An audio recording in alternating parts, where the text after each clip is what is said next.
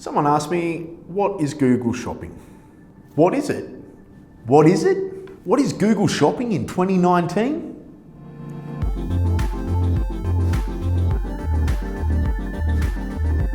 Well, fair enough. Look, most people, they don't know what Google Shopping is, even if they've used it as a consumer. Essentially, Google Shopping is a cost per click form of advertising that is usually above the search and paid organic results, or for lesser searched items, you can find them in the shopping tab of the Google search results. It is created in the Google Ads account and it connects people directly with the products that they want to buy. You'll need a Google Merchant Center in order for the Google Ads account to show the shopping ads on the Google search results.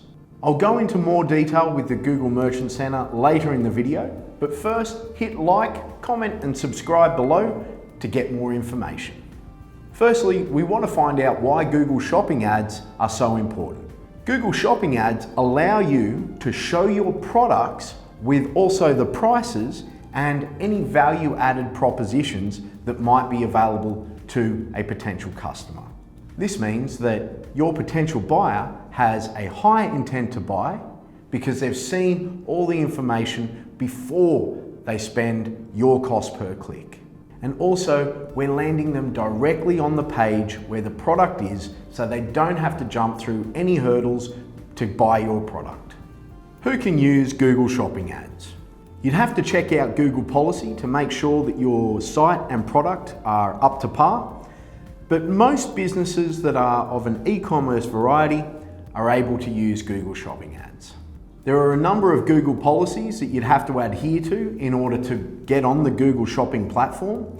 However, most of these relate to things like privacy for your clients and also a returns policy that's solid.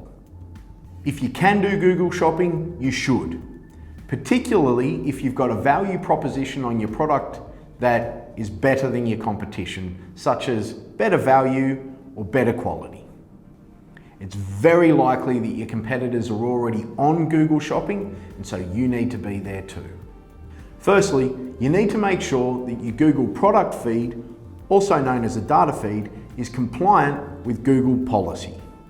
I'll save you some time and put the link in the description below.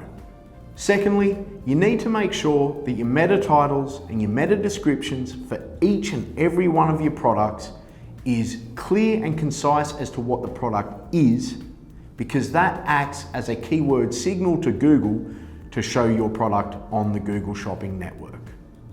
Thirdly, you may need to limit the amount of products you're showing on Google Shopping for a variety of reasons, such as profit margins or revenue. There is a bunch of advanced techniques using product grouping and ad groups that would require its own video. If you'd like to see that video, throw it in the comments below and hit like and subscribe. With any budget, it's always best to choose your best sellers, your highest profit or your highest margin as the products to target first.